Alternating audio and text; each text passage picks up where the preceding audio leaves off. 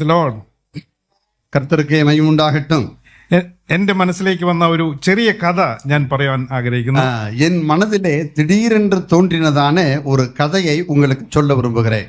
ഒരു വ്യക്തി ഒരിക്കൽ ഒരു വെള്ളപ്പൊക്കത്തിൽ നിന്ന് രക്ഷപ്പെടുകയുണ്ടായി. ஒரு முறை ஒரு மனிதர் தண்ணீரிலிருந்து அந்த தண்ணீர் வெள்ளப்பெருக்கிலிருந்து காப்பாற்றப்பட்டார். തന്റെ നാട്ടിലുണ്ടായിരിക്കുന്ന ചെറിയ ഒരു വെള്ളപ്പൊക്കത്തിൽ നിന്ന് താൻ രക്ഷ പ്രാപിച്ചു. அவருடைய பகுதியிலே அவருடைய நாட்டிலே ஏற்பட்டதான அந்த தண்ணீர் ஓட்டத்திலே வெள்ளப்பெருக்கிலே அவர் காப்பாற்றப்பட்டார். അവൻ മരിച്ച് സ്വർഗത്തിലേക്ക് പോയി. அவர் மரித்து பரலோகத்துக்கு போனாரா. അപ്പം സ്വർഗത്തിൽ ചെന്ന സമയത്ത് അവിടെ ഒരു ടെസ്റ്റ് മണി മീറ്റിംഗ് നടന്നുകൊണ്ടിരിക്കുന്നു. அங்கே பரலோகத்திற்கு அவர் போகிற போது சாட்சி சொல்லக்கூடியதான ஒரு கூட்டமானது அங்கே நடைபெறுகிறது. അനേക ദൈവത്തിന്റെ ദാസന്മാർ കൂടിയിട്ടുണ്ട്. அநேக தேவ ஊழியர்கள் அங்கே கூடியிருக்கிறார்கள். പണ്ട് മുതൽ ആദാം മുതലായ വിശ്വാസികൾ അവിടെ കൂടിയിട്ടുണ്ട്. ஆதாம் முதற்கொண்டு அதுவரைக்கும் உள்ளதான விசுவாசிகள் எல்லாம் அங்கே இருக்கிறார்கள். അതിന്റെ മധ്യത്തിൽ ഈ വ്യക്തി ചെന്നെത്തി. அந்த கூட்டத்துக்குள்ளே இவரும் போய் சேர்ந்தார். അപ്പം ആ മീറ്റിംഗ് കണ്ടക്ട് ചെയ്യുന്നത് പത്രോസ് ആയിരുന്നു. அந்த கூட்டத்தை ஒழுங்கு செய்தவர் யார் அல்லது நடத்தி கொண்டிருப்பவர் யார் என்று கேட்டால் நம்ம பேதுரு. ഈ വ്യക്തി പത്രോസിനോട് ഒരു കാര്യം പറഞ്ഞു. இந்த நபர் பேதுருவை பார்த்து ஒரு காரியம் சொன்னார். എനിക്കൊരു നിമിഷം ഒരു സാക്ഷ്യം പറയാനായിട്ട് അവസരം വേണം എന്ന് പറഞ്ഞു. மிஸ்டர் பேதுரு, நானும் சாட்சி சொல்வதற்கு எனக்கு ஒரு சந்தர்ப்பத்தை நீங்க தர முடியுமா? അപ്പൊ പത്രോസ് ചോദിച്ചു, എന്താണ് സാക്ഷ്യം? அப்போ பேதுரு கேட்கிறார், அப்படி என்ன சாட்சி சொல்ல போறீங்க? എന്റെ നാട്ടിൽ വലിയൊരു വെള്ളപ്പൊക്കം ഉണ്ടായി.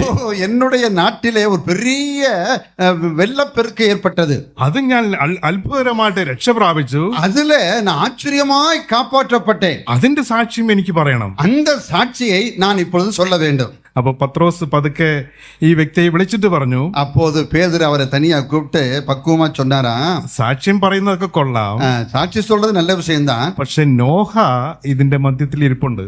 இந்த கூட்டத்துக்குள்ள நோவா இருக்கார் பாருங்க, அவர் இருக்கார். അപ്പം ഇത്രയും വലിയ വെള്ളപ്പൊക്കത്തിൽ നിന്നാണ് നോഹ രക്ഷ പ്രാപിച്ചത്. அவ்வளவு பெரிய தண்ணீரில் இருந்து தான் நோவா காப்பாற்றப்பட்டார்.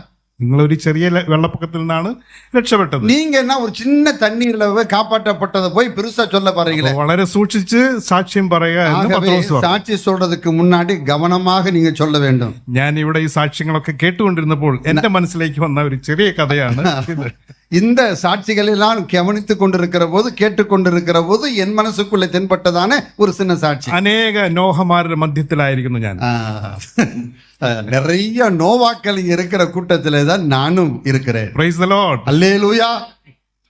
ദൈവം ധാരാളമായിട്ട് നിങ്ങളെ അനുഗ്രഹിക്കട്ടെ. ആണ്ടവർ അപരിവിധമായി ഉങ്ങളെ ആശീർവദിപ്പാറാക. ഈ സ്ഥലങ്ങളിൽ അനേക വിധത്തിലായ പ്രവർത്തനങ്ങൾ നടക്കുവാൻ തക്കണം. വരുന്ന ദിവസങ്ങൾ ദൈവം സഹായിക്കട്ടെ. വരും നാட்களிலே ഇതേ പോലെ இன்னுം அதிகமான ஊழியங்கள் நடைபெறுவதற்கு ஆண்டவர் உதவி செய்வாராக. അനേകം ആത്മാക്കൾ രക്ഷ പ്രാപിപ്പാൻ അത് മുഖാന്തരം ഇടയാകും. உங்களுடைய ஊழியத்தின் மூலமாக அநேக ஆத்துமாக்கள் ரட்சிக்கப்படுவதற்கு அது இடையாக இருக்கட்டும். എന്റെ ഒരു ചെറിയ സാക്ഷ്യം കൂടെ ഞാൻ പറയാൻ ആഗ്രഹിക്കുന്നു. என்னுடைய ஒரு சின்ன சாட்சியை கூட உங்களுக்கு சொல்ல விரும்புகிறேன். കൊറോണ സമയത്ത് ആണ് ഞാൻ ബ്രദർ രാജൻ ബ്രദറുമായിട്ട് പരിചയപ്പെടുന്നത്. கொரோனா வந்ததோடு அந்த சமயத்துல தான் சகோதரர் ராஜனோடு கூட அறிமுகமாகக்கூடிய வாய்ப்பு எனக்கு கிடைத்தது. അന്ന് സൂം മീറ്റിംഗ് നടന്നുകൊണ്ടിരുന്നു. அன்றைய காலகட்டங்களில் இந்த ஜூம் மீட்டிங் நடந்து கொண்டிருந்தது. ആ മീറ്റിംഗിൽ അറ്റൻഡ് ചെയ്യാൻ തക്കണം എനിക്ക് ഭാഗ്യം ലഭിച്ചു. அந்த ஜூம் கூட்டத்திலே நானும் கலந்து கொள்ளக்கூடிய வாய்ப்பு எனக்கு கிடைத்தது. അന്ന് മുതൽ തമിഴ്നാട്ടിൽ നടക്കുന്ന പല പ്രവർത്തനങ്ങളെ കുറിച്ച് അറിയുവാൻ തക്കണം ദൈവം കൃപ ചെയ്തു. அந்த நாள் முதற்கொண்டு தமிழகத்தில் நடக்கக்கூடிய அநேக ஊழியங்களை பற்றி அறிந்து கொள்ளக்கூடிய வாய்ப்பு எனக்கு கிடைத்து வருகிறது. അങ്ങനെ സഹോദരൻ രാജൻ ബ്രദർ ബി ടീം ആയിട്ട് അതിനെ ആരംഭിക്കുകയും அதுக்கப்புறம் சகோதரர் ராஜன் அவர்கள் என்று சொல்லப்படுகிறதான ஒரு டீம் ஒரு ஊழியத்தை அவர் ஆரம்பித்தார். അതിനോട് ചേർന്ന് പ്രവർത്തിക്കുവാൻ തക്കണം പല നിലയിൽ എനിക്കും ഇടയായിട്ടുണ്ട്. அந்த குழுவோடு கூட இணைந்து வேலை செய்யக்கூடிய வாய்ப்பு எனக்கும் கிடைத்து வருகிறது. അന്ന് മുതലായ ഒരു താല്പര്യം എൻ്റെ ഹൃദയത്തിലേക്ക് വന്നതാണ്. ഇങ്ങനെ തമിഴ്നാട്ടിലുള്ള പല സഭകൾ സന്ദർശിക്കുക, സഹോദരന്മാരുമായിട്ട് ഇടപെടുക എന്നുള്ളത്. அந்த நாட்கள் முதற்கொண்டுதான் எனக்கு மனசுக்குள்ளே தனிப்பட்ட முறையில் ஒரு பாரம் ஏற்பட்டது.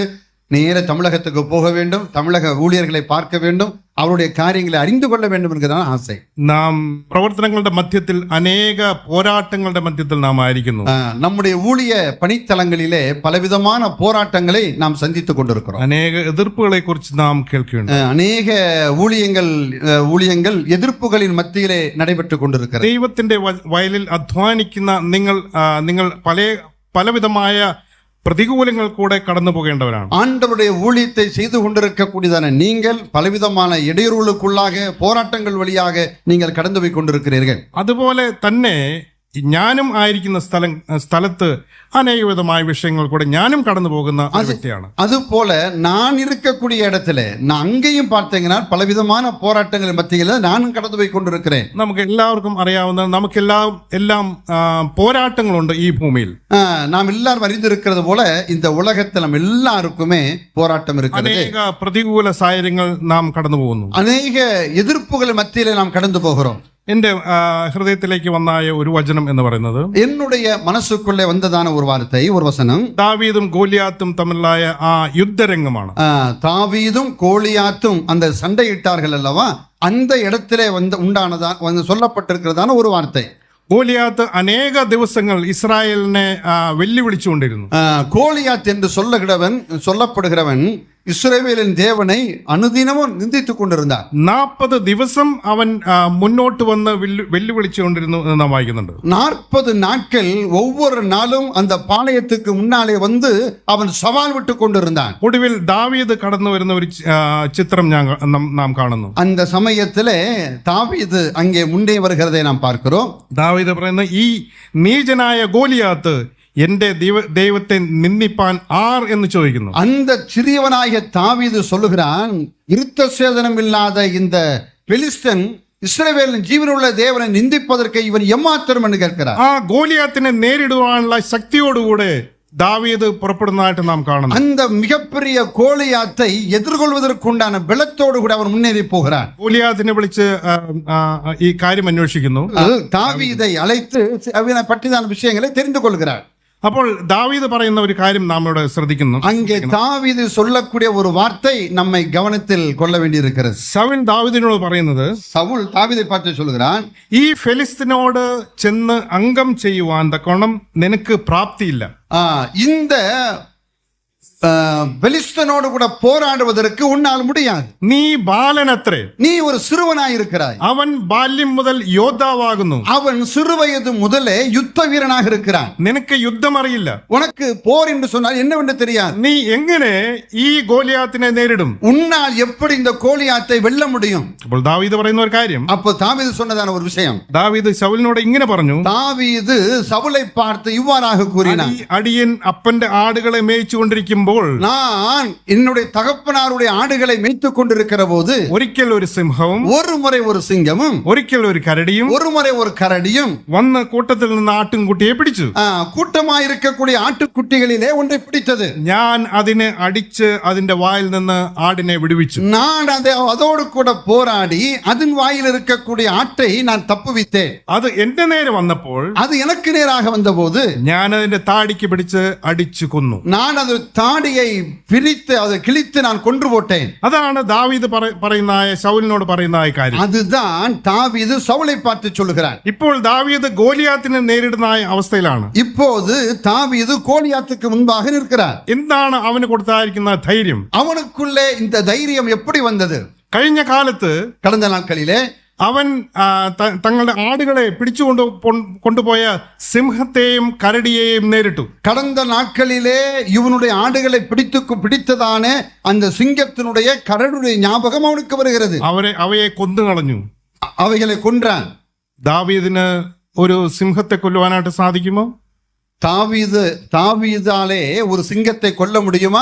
ഞാൻ വിശ്വസിക്കുന്നില്ല. நான் அதை நம்புவதில்லை. അവൻ ചെറിയ ബാലൻ. அவன் ஒரு சிறுவனாக இருக்கிறான். എന്താണ് അവന് കിട്ടിയ ബലം? அவனுக்குள்ளே இப்படிப்பட்டதான பலன் எங்கே இருந்து வந்தது? ദൈവത്തിന്റെ ആത്മാവ് അവനിൽ വന്നു. தேவனுடைய ஆவியானவர் அவன் மீது இறங்கினார். അവൻ സിംഹത്തെ അടിച്ചു കൊന്നു. அவன் சிங்கத்தை கொன்றான். അവൻ കരടിയെ അടിച്ചു കൊന്നു. அவன் கரடியை கொன்றான். ആ ധൈര്യമാണ് அந்த தைரியம் தான் അവനെ മുമ്പോട്ട് പോകുവാൻ പ്രേരിപ്പിച്ചു. പ്രേരിപ്പിച്ചു. இப்பொழுது கோலியாத்துக்கு முன்பாக நிற்க தூண்டினது. ഈ ഗോലിയാത്ത് എന്റെ മുമ്പിൽ ഒന്നുമല്ല എന്നുള്ള ചിന്ത അവന്റെ മനസ്സിലേക്ക് വരുവാൻ കാരണം அந்த கோலியத்தை பார்க்கிற போது தாவீது மனசுக்குள்ளே இவன் ஒண்ணுமே இல்லை என்கிற எண்ணம் வந்தது. ഇതിനു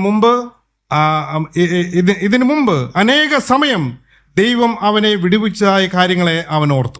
இதற்கு முன்பாக எத்தனையோ சந்தர்ப்பங்களிலே இது போன்றதான சூழ்நிலைகளிலிருந்து தன்னை அற்புதமாய் ஆண்டவர் பாதுகாத்த விதத்தை அவன் நினைத்து பார்க்கிறார். ഈ ഗോലിയാത്തിനെയും പരാജയപ്പെടുത്തുവാൻ തക്കണം ദൈവം എന്നെ ശക്തിപ്പെടുത്തും. இந்த கோலியாத்தையும் வீழ்த்துவதற்கு தேவன் எனக்கு பலன் கொடுப்பார் என்று நினைத்தார். അവൻ വിശ്വസിച്ചു, அவன் நம்பினான். അതുപോലെ സംഭവിച്ചു. அதுபோலவே நடந்தது. ആ ഗോലിയാത്തിനെ അവൻ പരാജയപ്പെടുത്തി. அந்த கோலியாத்தை அவன் தோற்கடித்தான். അവനെ കൊന്നുകളഞ്ഞു. அவனை கொலை செய்து கொன்று போட்டான்.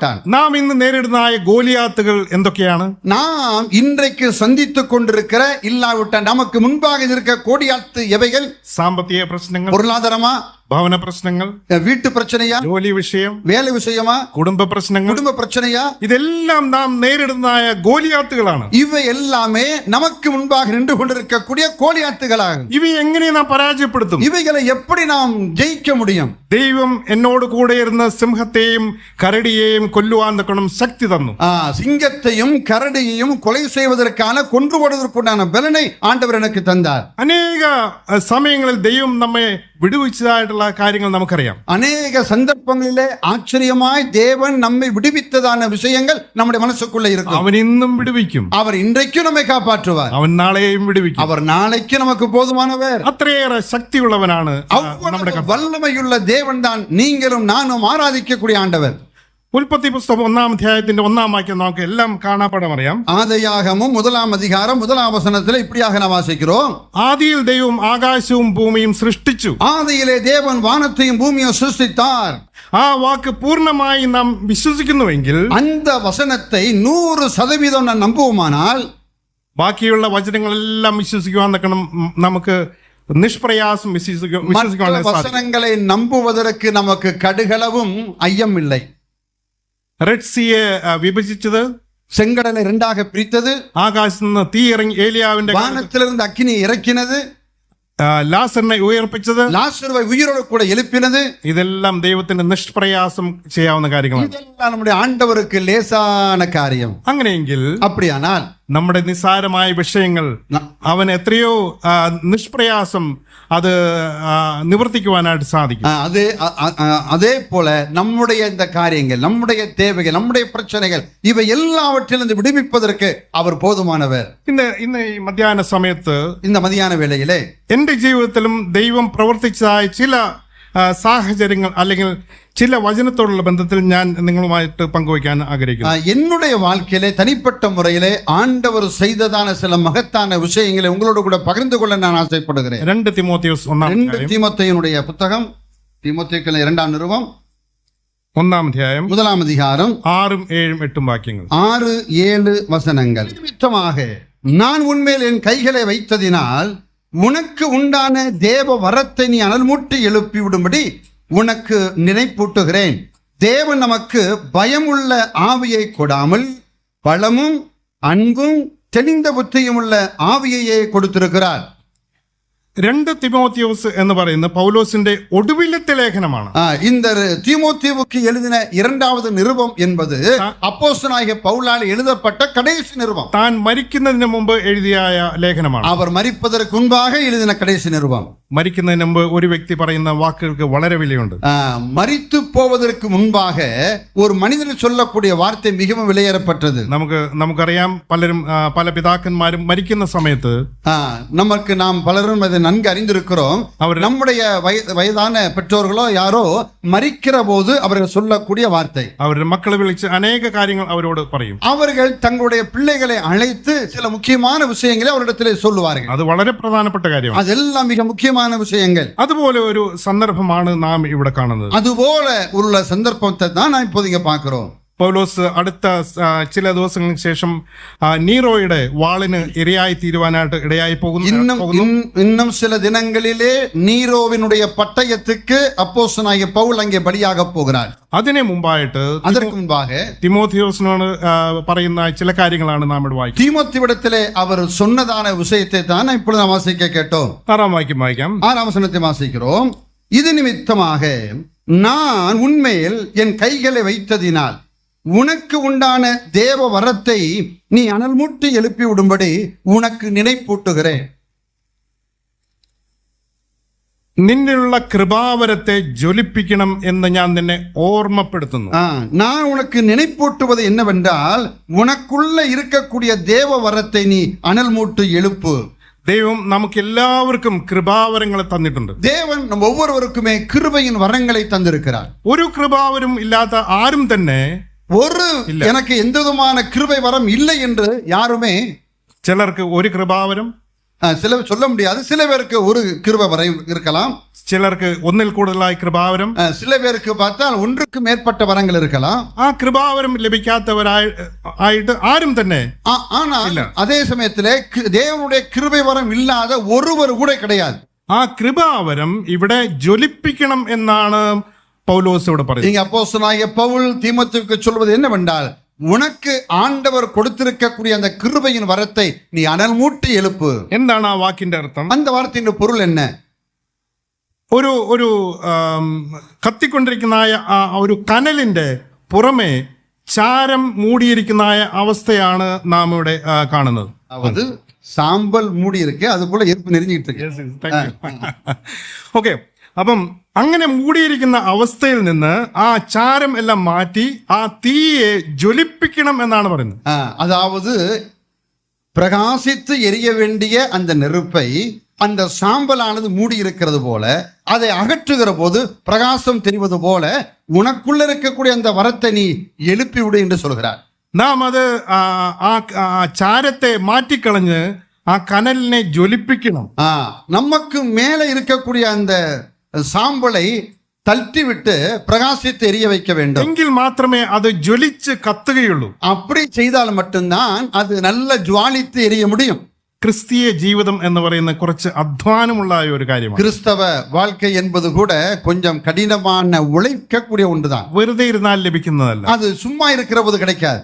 പാപം ചെയ്യുവാനായിട്ട് നാം ഒന്നും ചെയ്യേണ്ട ആവശ്യമില്ല. பாவம் செய்வதற்கு நாம் எதுவுமே செய்ய வேண்டிய அவசியம் இல்லை. വെറുതെ ഇരുന്നാൽ നമുക്ക് പാപം ചെയ്യാനായിട്ട് സാധിക്കും. சும்மா இருந்தாலே போதும், ஆட்டோமேட்டிக்கா பாவம் வரும். നമ്മുടെ ചിന്തയിൽ കൂടെ വരും, நம்முடைய சிந்தனையில வரும், നമ്മുടെ സംസാരത്തിൽ കൂടെ நம்முடைய பேச்சில வரும், നമ്മുടെ പ്രവൃത്തിയിൽ കൂടെ വരും, நம்முடைய செயல்பாட்டிலே வரும். പാപം ചെയ്യുവാനായിട്ട് നാം അധ്വാനിക്കേണ്ട കാര്യമില്ല. பாவம் செய்வதற்கு நாம் ரொம்ப கடினமாக உழைக்க வேண்டிய அவசியம் இல்லை. എന്നാൽ നല്ലൊരു ക്രിസ്തീയ ജീവിതം നയിക്കുവാനായിട്ട് നാം അധ്വാനിക്കണം. ஆனால் நல்ல ஒரு கிறிஸ்தவ வாழ்க்கை வாழ வேண்டுமானால் கொஞ்சம் கடினமாக உழைக்க வேண்டியது அவசியமாக இருக்கிறது. തമിഴിലെ വാക്ക് എനിക്ക് വളരെ ഇഷ്ടപ്പെട്ടു. தமிழ் வார்த்தை எனக்கு ரொம்ப பிடிச்சிருக்கு. ഉழைക്കണം, உழைக்க வேண்டும், അധ്വാനിക്കണം, உழைக்க வேண்டும். എങ്കിൽ മാത്രമേ നമുക്ക് ഒരു ക്രിസ്തീയ ജീവിതം വിജയകരമാക്കി തീർക്കുവാനായിട്ട് സാധിക്കുള്ളൂ. அப்படி செய்தால் மட்டும்தான் வெற்றிகரமான ஒரு கிறிஸ்தவ வாழ்க்கை நம்மாலே வாழ முடியும். ഒരു ക്രിസ്തീയ ജീവിതത്തിന് വില കൊടുക്കേണ്ടി വരും.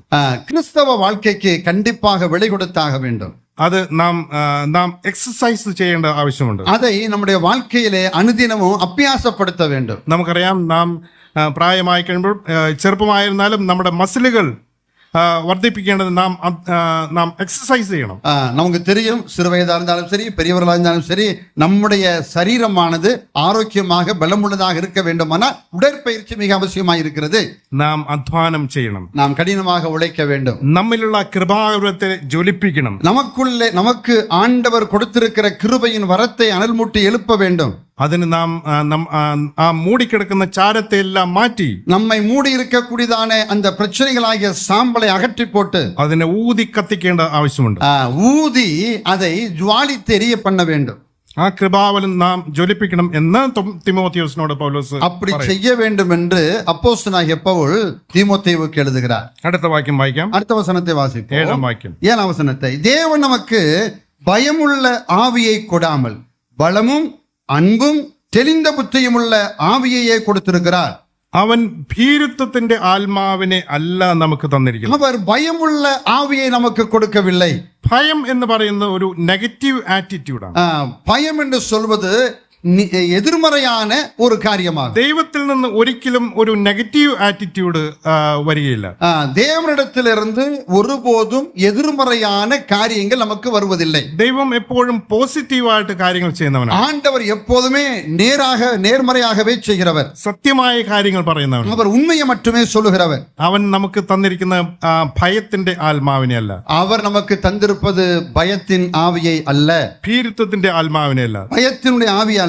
നാം ഈ ലോകത്തിൽ ജീവിക്കുമ്പോൾ நாம் இந்த உலகத்தில் வாழ்கின்ற போது അനേക വിധമായ ഭയത്തോടു കൂടിയാണ് നാം ജീവിക്കുന്നത്. அநேக விதமான பயங்கள் நாம் விரும்பாவிட்டாலும் நம்மை தேடி வருகிறது. അങ്ങനെയുള്ള ഒരു ആത്മാവിനെ അല്ല ദൈവം നമുക്ക് തന്നിരിക്കുന്നു എന്നാണ് പൗലോസ് ഇവിടെ പറയുന്നത്. அப்படிப்பட்ட ஆவியை அல்ல தேவன் நமக்கு கொடுத்திருப்பது என்று அப்போஸ்தலனாகிய பவுல் இங்கே கூறுகிறார். പിന്നെ ഏത് ആത്മാവിനെയാണ് ദൈവം തന്നിരിക്കുന്നത്? அப்படியானால் நமக்கு ஆண்டவர் கொடுத்திருக்கக்கூடிய ஆவி என்னவா? അവൻ തന്നിരിക്കുന്ന ശക്തിയുടെയും സ്നേഹത്തിന്റെയും സുബോധത്തിന്റെയും ആത്മാവിനെ അത്രേ തന്നിരിക്കുന്നു. பலமும் அன்பும் தெளிந்த புத்தியும் உள்ள ஆவியையே கொடுத்திருக்கிறார். അവൻ നമുക്ക് നൽകിയിരിക്കുന്ന ശക്തിയുടെ ആത്മാവ്. அவர் நமக்கு கொடுத்திருப்பது பலமுள்ள ஆவி. എന്താണ് ദൈവത്തിന്റെ ശക്തി എന്ന് പറയുന്നത്? தேவனுடைய சக்தி என்றால் என்ன? ദൈവത്തിന്റെ വലിപ്പം എത്രയുണ്ട്? தேவன் எவ்வளவு பெரியவராக இருக்கிறார். ഒരിക്കലും ഒരു കുട്ടി തന്റെ പിതാവിനോട് ഇങ്ങനെ ചോദിച്ചു. ஒரு முறை ஒரு பிள்ளை தன் தகப்பனிடத்தில் இப்படியாக கேட்டாலாம், ദൈവം എത്ര വലിയവനാണ് എന്ന്. கடவுள் எவ்வளவு பெரியவராக இருக்கிறார். അപ്പൊ ഈ പിതാവ് അവനോട് പറഞ്ഞു. அப்ப இந்த தகப்பன் இந்த பிள்ளையை பார்த்து சொன்னார், ആ കുട്ടിയെ എടുത്തുകൊണ്ട് വീടിന് പുറത്തേക്ക് പോയി அந்த குழந்தையை எடுத்துக்கொண்டு வீட்டுக்கு வெளியே கொண்டு போனார். അതിനുശേഷം ആകാശത്ത് പറന്നുകൊണ്ടിരിക്കുന്ന ഒരു വിമാനത്തെ കാണിച്ചു. வானத்திலே பறந்து கொண்டிருக்கக்கூடிய ஒரு விமானத்தை காண்பித்தாராம். എന്നിട്ട് ചോദിച്ചു, ഈ വിമാനത്തിന് എത്ര വലിപ്പമുണ്ടെന്ന്. இந்த விமானம் எவ்வளவு பெரிதாக இருக்கிறது. അപ്പൊ ആ കുട്ടി ഇങ്ങനെ പറഞ്ഞു. அந்த பிள்ளை சொன்னால், ഓ ഇത് വളരെ ചെറിയ ഒരു அது சின்ன விமானம் தானே, എന്റെ കണ്ണിന് പോലും കാണാൻ സാധിക്കുന്നു, என் கண்ணால கூட கவனிக்க முடியவில்லை, பார்க்க முடியவில்லை. ആ മകനെ ഈ പിതാവ് എടുത്തുകൊണ്ട് എയർപോർട്ടിലേക്ക് കടന്നുപോയി. அந்த மகனை அவரை தூக்கி கொண்டு நேர விமானத்தளத்துக்கு போனாராம். അവിടെ ചെന്ന് ഒരു വിമാനം ലാൻഡ് ചെയ്തിരിക്കുന്ന സ്ഥലത്തേക്ക് അവനെ കൊണ്ടുപോയി. அவரை அந்த பையனை விமானம் நிறுத்தப்பட்டிருக்கும் அல்லவா, அந்த இடத்திற்கு அழைத்து கொண்டு போயிருக்கிறார். ആ വിമാനത്തിന്റെ അടുക്കിലേക്ക് അവനെ കൊണ്ടുചെന്നു. அந்த விமானத்துக்கு அருகிலே கூட்டி போனாராம். അവനോട് ചോദിച്ചു, அப்ப அவனை பார்த்து கேட்டாராம், വിമാനത്തിന് എത്ര വലിപ്പമുണ്ട്? இந்த விமானம் எவ்வளவு பெருசா இருக்கு? ഓ വലിയ വിമാനം. ஓ எவ்வளவு பெரிய விமானம். അതുപോലെയാണ് ദൈവത്തെ നാം അടുത്തറിയേണ്ടത്. அது போலதான் ஆண்டவரை மிக நெருக்கமாக அறிய வேண்டும். നാം ദൈവത്തെ ദൂരത്ത് നിന്ന് കാണുമ്പോൾ நாம் எல்லாரும் தெய்வத்தை அகல தூரமாய் இருந்து பார்க்கிற போது വളരെ ചെറുതായിരിക്കും. அவர் ஒருவேளை நமக்கு சிறியவராக தோன்றுவார். എന്നാൽ നാം അടുത്തേക്ക് ചെല്ലുമ്പോൾ நாம் நெருங்க അവന്റെ ശക്തിയുടെ വലിപ്പത്തെ കുറിച്ച്, அவருடைய பலத்தை, அவருடைய வல்லமையை நம்மாலே உணர முடியும். ഉൽപ്പത്തി പുസ്തകം 1-ാം അധ്യായത്തിന്റെ 1-ാം വാക്യത്തിൽ നാം വായിക്കുന്നുണ്ട്. ஆதியாகமம் 1-ாம் அதிகாரம் 1-ாம் வசனத்தில் வாசித்தோம். ആദിയിൽ ദൈവം ആകാശവും ഭൂമിയും സൃഷ്ടിച്ചു. ஆதியிலே தேவன் வானத்தையும் பூமியையும் சிருஷ்டித்தார். അത്രയും ശക്തിയുള്ള ഒരു ദൈവം ആണ് നമ്മുടെ ദൈവം. வானத்தையும் பூமியையும் படைக்கக்கூடிய அளவுக்கு பலமுள்ள ஒரு கடவுள் தான் நீங்களும் நானும் ஆராதிக்கிறது. സൂര്യനും ചന്ദ്രനും നക്ഷത്രങ്ങളും സൃഷ്ടിച്ച ദൈവം, சூரியனையும் சந்திரனையும் நட்சத்திரங்களை எல்லாம் படைத்தவர் அவர். നിങ്ങൾക്കറിയുമോ 5 ബില്യൺ സൂര്യൻ ഉൾക്കൊള്ളുന്നതായിരിക്കുന്ന നക്ഷത്രങ്ങൾ ഈ ഗാലക്സിയിലുണ്ട്. இந்த கேலக்சியில வான்வெளியிலே 5 லட்சம் சூரியன்களை உள்ளடக்கி கொள்ளக்கூடிய பெரிய பெரிய நட்சத்திரங்கள் இருக்கிறதா. അങ്ങനെയുള്ള ഒരു ദൈവമാണ് നമ്മുടെ ദൈവം. அப்படிப்பட்ட ஒரு தெய்வம் தான் நம்முடைய ஆண்டவர். ആ ദൈവത്തിന്റെ ശക്തിയെക്കുറിച്ച്, അതിന്റെ വലിപ്പത്തെക്കുറിച്ച് നാം പലപ്പോഴും മനസ്സിലാക്കാറില്ല. சில சந்தர்ப்பங்களிலே அவருடைய மகிமையை, அவருடைய வல்லமையை நாம் அறியாமல் கூட இருக்கலாம். ആ ശക്തിയാണ് അവൻ നമുക്ക് നൽകിയെത്തുന്നത്. அந்த வல்லமையைத்தான் அவர் நமக்கு தருகிறார். ദാനിയേൽ അതിനെക്കുറിച്ച് ഇങ്ങനെ പറയുന്നു. தானியேல் தன்னுடைய வாழ்க்கையில அதை பற்றி இப்படி சொல்லுவார். 11-ാം അധ്യായം 32-ാം വാക്യം. 11-ാം அதிகாரம் 11 ദാനിയേൽ 11:32 വാക്യം. 11:32 நானே வாசிக்கிறேன். உடன்படிக்கைக்கு துரோகிகளாய் இருக்கிறவர்களை இச்சக பேச்சுகளினால் தங்கள் தேவனை அறிந்திருக்கிற ஜனங்கள் திடங்கொண்டு அதற்கேற்றபடி செய்வார்கள். Thank you. ദൈവത്തെ അറിയുന്ന ജനം ഉറച്ചു നിന്ന് വീര്യം പ്രവർത്തിക്കും. நாம் இங்க வாசிக்கிறோம், தங்கள் தேவனை அறிந்திருக்கிற ஜனங்கள் திடம் கொண்டு அதற்கேற்றபடி செய்வார்கள். അതിന്റെ യഥാർത്ഥ അർത്ഥം എന്ന് പറയുന്നത് அதோட உண்மையான பொருள் என்னவென்றால் ഒരു ഡൈനാമോ എന്നുള്ള വാക്കിന്റെ അർത്ഥത്തിൽ നിന്നാണ് ആ വാക്ക്. டைனாமோ என்று சொல்லப்படுகிற வார்த்தையிலிருந்து தான் இந்த வார்த்தை வந்திருக்கிறது. ഒരുപാട് ശക്തി ഒരുമിച്ച് കേന്ദ്രീകരിച്ചിരിക്കുന്നതായ ഒരു വസ്തു. அதாவது மிகப்பெரிய வல்லமையை எல்லாம் ஒன்றாக இணைத்து இருக்கக்கூடிய ஒரு சின்ன ஒரு இது போல. അത്രയേറെ ശക്തി ദൈവം നമുക്ക് നൽകി തന്നിട്ടുണ്ട്. அவ்வளவு வல்லமையை ஆண்டவர் நமக்கு தந்திருக்கிறார். ആ ശക്തിയാണ് നിങ്ങളെയും എന്നെയും ദൈവം ഇന്നുവരെയും നടത്തിക്കൊണ്ടിരിക്കുന്നത്. அந்த வல்லமை தான் இதுவரைக்கும் உங்களையும் என்னையும் நடத்தி கொண்டிருக்கிறது. അപ്പോൾ ഭീരുത്വത്തിന്റെ ഭയത്തിന്റെ ആത്മാവിനെ അല്ല ദൈവം നമുക്ക് നൽകി തന്നിരിക്കുന്നത്. ஆகவே ஆண்டவர் நமக்கு கொடுத்திருப்பது பயமுள்ள ஆவியை அல்ல, பலமுள்ள ஆவியை. അവൻ ശക്തിയുടെ ആത്മാവിനെ നമുക്ക് നൽകി തന്നു. அவர் பலமுள்ள ஆவியை தந்திருக்கிறார். അടുത്തതായിട്ട് നാം വായിക്കുന്നത്, அடுத்து நான் வாசிப்பது സ്നേഹത്തിന്റെ ആത്മാവ്. அன்பின் ஆவிய. നമുക്ക് സ്നേഹം എന്താണെന്ന് അറിയാമോ? நமக்கு அன்பு என்றால் என்னவென்று தெரியுமா? ദൈവം പറയുന്നത്, தேவன் சொல்வது, ഞാൻ നിങ്ങളെ സ്നേഹിച്ചതുകൊണ്ട് നിങ്ങൾ സ്നേഹം എന്ത് എന്നറിയുന്നു. நான் உங்களை நேசித்ததினால் அன்பு இன்னதென்று நீங்கள் அறிந்திருக்கிறீர்கள். ഈ ലോകത്തിലേക്ക് നാം നോക്കിയാൽ, இந்த உலகத்தை நான் கவனித்து பார்த்தால் അനേകവിധമായ കാര്യങ്ങൾ നമുക്ക് കാണുവാനായിട്ട് സാധിക്കും. நிறைய விஷயங்களை நம்மாலே பார்க்க முடியும்.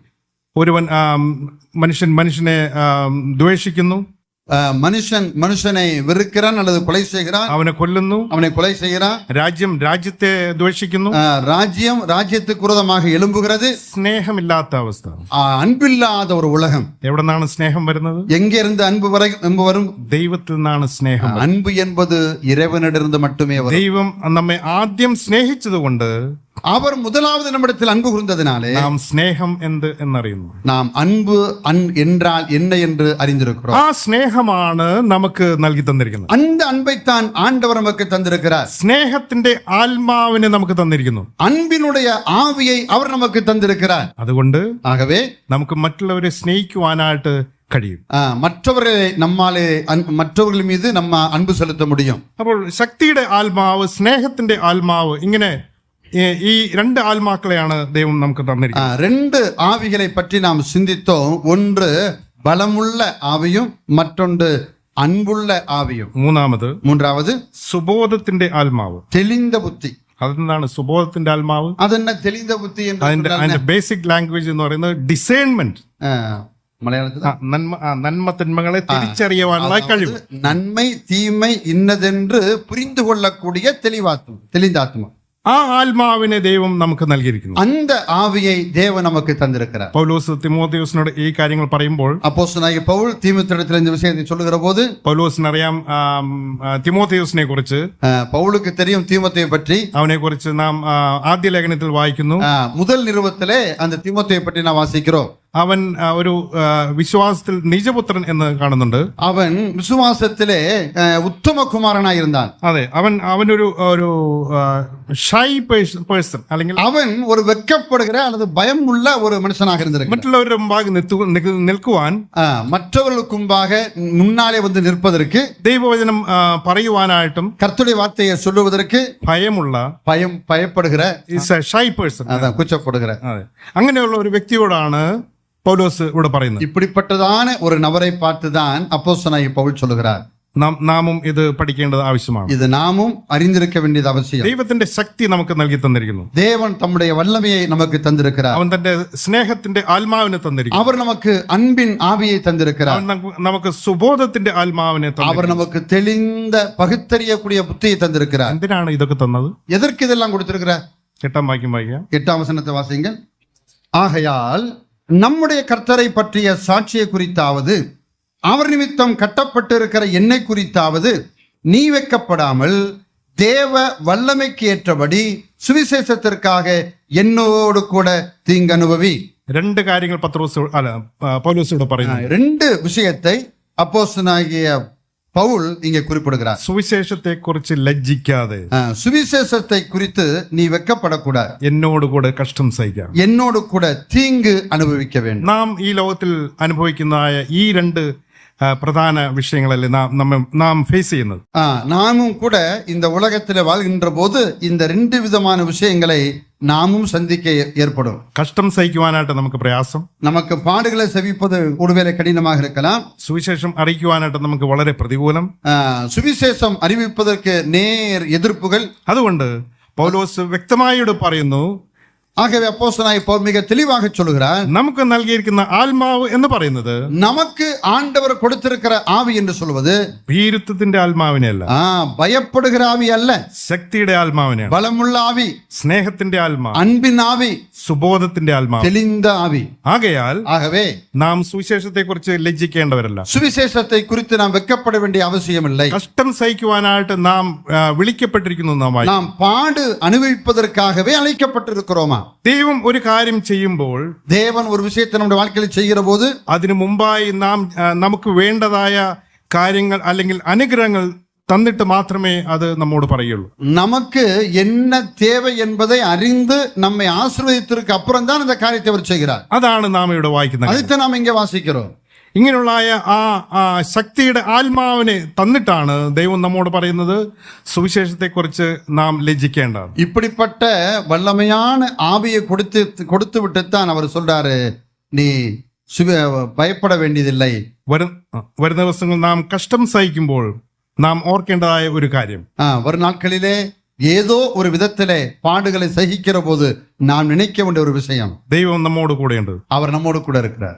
ഈ ലോകത്തിന്റെ സൃഷ്ടിതാവ് നമ്മോട് കൂടെ ഇരിക്കുന്നു. இந்த உலகத்தையே படைத்த ஆண்டவர் நம்மோடு கூட இருக்கிறார். അവൻ വലിയ ശക്തിയുള്ളവനാണ്. அவர் மிகப்பெரிய வல்லமை உள்ள தேவன். അവനാണ് നമ്മെ നയിക്കുന്നത്. அவர்தான் நம்மை நடத்துகிறார். അവനാണ് നമ്മോട് കൂടെ ഇരിക്കുന്നത്. அவர்தான் நம்மோடு கூட இருக்கிறார். കഴിഞ്ഞ നാളുകളിൽ கடந்த நாட்களிலே അനേക ഗോലിയാത്തുമാരെ പരാജയപ്പെടുത്തുവാൻ തക്കണം ദൈവം സഹായിച്ചു. எத்தனையோ கோலியாத்துக்கள் போன்றதான சில பிரச்சனைகளை எதிர்கொள்வதற்கு அவர் நமக்கு பலன் கொடுத்தவர். ഇനിയും അനേക ഗോലിയാത്തിനെ നാം இனியும் கூட நம்முடைய வாழ்க்கையில் அதுபோல் அநேக கோலியாத்துக்களை நாம் சந்திக்க வேண்டிய சூழ்நிலைகள் வரக்கூடும். അവയെയും നാം പരാജയപ്പെടുത്തും. அவைகளை நாம் வெற்றி கொள்ள வேண்டும். இஸ்ரவேல் ஜனங்கள் ചെങ്കടലിന്റെ അരികിൽ വന്ന സമയത്ത്, செங்கடல் அருகே வந்ததுக்கு அப்புறம் അവർ ചുറ്റുപാടും നാം കാണുന്നത് ശത്രു ഫറവോനും അവന്റെ ശത്രുക്കളും ഇസ്രായേൽ ജനത്തെ പിന്തുടർന്നു.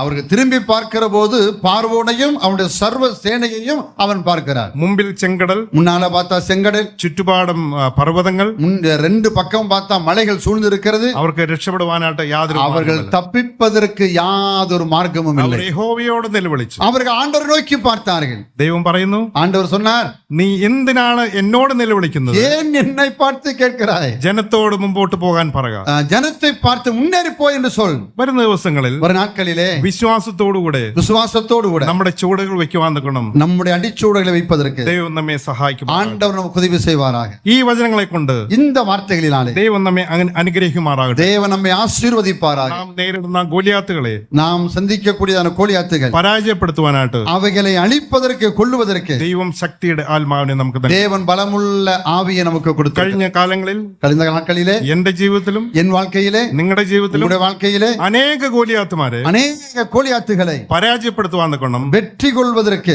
ദൈവം നമ്മെ സഹായിച്ചു. தேவன் நமக்கு உதவி செய்தார். ஆகவே ചെങ്കടൽ പിളർത്തുവാൻ നിൽക്കണം. செங்கடலை பிளப்பதற்கும் അവന് ശക്തിയുണ്ട്. அவருக்கு வல்லமை இருக்கிறது. വിശ്വാസത്തോടെ നമ്മുടെ ചുവടുകൾ വെക്കാം. விசுவாசத்தோடு கூட நாம் எடுத்து வைப்போம். മുമ്പോട്ട് പോകാം. முன்னேறி போவோம். നമ്മുടെ വിശ്വാസ ജീവിതം ആ നിലയിൽ നമുക്ക് തുടരാം. அந்த நிலையிலே நம்முடைய விசுவாச வாழ்க்கை முன்னேறி போகட்டும். ശക്തികളെല്ലാം മാറ്റുവാൻ തക്കണം. ദുഷ്ടശക്തികളെല്ലാം മാറ്റുവാൻ തക്കതായ ബലമുള്ളവനാണ് നമ്മുടെ കർത്താവ്. நம்முடைய ஆண்டவர் சகல துர்க்குணங்களையும் அல்லது பொல்லாத ஆவிகளையும் அடியோடு கூட அகற்றுவதற்கு அவர் போதுமானவராயிருக்கிறார். സാത്താന്റെ സമയങ്ങൾ കഴിഞ്ഞു എന്ന് അവനറിയാം. அவருக்கு தெரியும் சாத்தானுடைய நேரம் முடிந்து விட்டது என்று அவருக்கு தெரியும். അവനെ എത്രയും പേരെ അവന്റെ രാജ്യത്തിലേക്ക് ஆயத்தமாக்கி அவன் தன்னுடைய ராஜ்யத்தை தன்னுடைய நாட்கள் முடிந்து போனது என்பதை அறிந்து மிக துரிதமாக தன்னுடைய கோட்டைக்குள்ளே தன்னுடைய இதற்குள்ளே ஆட்களை இணைத்துக் கொண்டிருக்கிறார். നരകം എന്ന് പറയുന്നത് മനുഷ്യർക്ക് വേണ്ടിയുള്ളതല്ല. നരകം എന്ന് சொல்வது மனிதனுக்காக படைக்கப்பட்டதல்ல. പിശാചിനും അവന്റെ ദൂതന്മാർക്കും വേണ്ടി മാത്രമുള്ളതാണ്. அது பிசாசுக்கும் அவனை சார்ந்தவர்களுக்காக உருவாக்கப்பட்டது. എന്നാൽ പിശാച് ഈ നാളുകളിൽ, ஆனா பிசாசின் நாட்களிலே തന്റെ രാജ്യത്തിലേക്ക് അനേകരെ ചേർത്തോളുവാന്തക്കണം ഊടാടി സഞ്ചരിച്ചുകൊണ്ടിരിക്കും. அவனுடைய ராஜ்யத்துக்குள்ளே அநேகரை சேர்ப்பதற்கு மிக தீவிரமாக வேலை செய்து கொண்டிருக்கிறார். അവന്റെ വായിൽ നിന്ന് വിടുവിക്കുവാന്തക്കണം. அவனுடைய பிடியிலிருந்து காப்பாற்றுவதற்கு അനേകരെ വിടുവിക്കുവാൻ സ്വർഗരാജ്യത്തിന് അവകാശികളാക്കി തീർക്കുവാന്തക്കണം. அவனுடைய பிடியிலிருந்து விடுவிப்பதற்கும் அநேகரை பரலோகத்துக்குரியவர்களாய் மாற்றுவதற்கும் ദൈവം നമുക്ക് ശക്തി നൽകുമാറാകട്ടെ. ஆண்டவர் நமக்கு உதவி செய்வாராக. വരുന്ന നാളുകളിൽ வரும் நாட்களிலே പൗലോസ് அப்போஸ்தலனாகிய பவுல் ഒടുവിലായി പറഞ്ഞ ഈ വാക്കുകൾ கடைசியாக சொன்ன இந்த வார்த்தைகள் നമ്മുടെ ഹൃദയത്തിൽ പിടിച്ചുകൊള്ളാം. நம்முடைய மனசுக்குள்ளே பதிய வைப்போம். നാം പ്രതികൂലങ്ങൾ നേരിടുമ്പോൾ, நாம் பிரச்சனைகளை சந்திக்கிற போது, പ്രയാസങ്ങൾ കൂടെ കടന്നു പോകുമ്പോൾ பிரச்சனை வழியாக கடந்து போகிற போது ദൈവം നമ്മോട് കൂടെയുണ്ട്. அவர் நம்மோடு கூட இருக்கிறார். ആ ശക്തി അനേക നാളുകളിൽ, കഴിഞ്ഞ നാളുകളിൽ നമ്മെ വിടുവിച്ചു. அந்த வல்லமை கடந்த நாட்களிலே எத்தனையோ நம்மை விடுவித்திருக்கிறது. അവൻ ഇനിയും വിടുവിക്കും. அவர் இனியும் விடுவிப்பார். നമ്മെ അവൻ വിളിച്ചിരിക്കുന്നത് സ്വർഗീയ തേജസ്സിലേക്കുള്ള വിളിയായിട്ടാണ് നാം കാണുന്നത്. நம்மை அவர் அழைத்திருப்பது பரலோகத்தினுடைய மேன்மைக்காக அழைத்திருக்கிறார். അതിലുള്ള യാത്രയിലാണ് നാം ആയിരിക്കുന്നത്. அந்த லக்கை நோக்கி நாம் பயணித்துக் கொண்டிருக்கிறோம். അവന് നമ്മെ കുറിച്ച് അനേകം പദ്ധതികളുണ്ട്. அவருக்கு நம்மை பற்றி அநேக திட்டங்கள் இருக்கிறது. അത് അവൻ പൂർത്തീകരിക്കും. அதை நிச்சயமாக நிறைவேற்றுவார். ആകയാൽ ஆகவே വരുന്ന നാളുകളിൽ வரும் நாட்களில் ഈ ശക്തിയിൽ ആശ്രയിച്ചുകൊണ്ട് இந்த വல்லமையை சார்ந்து സ്നേഹത്തോടുകൂടെ, அன்போடு கூட, സുബോധത്തോടുകൂടെ தெளிந்த புத்தியோடு கூட ഈ ഭൂമിയിൽ ജീവിപ്പാൻ തക്കണം. இந்த பூமியிலே வாழ்வதற்கு ദൈവം നമ്മെ സഹായിക്കുമാറാകട്ടെ. தேவன் நமக்கு உதவி செய்வாராக. ദൈവനാമം വാഴ്ത്തപ്പെടുമാറാകട്ടെ. அவருடைய நாமம் மட்டுமே மகிமைப்படுவதாக. ആമേൻ. ஆமென்.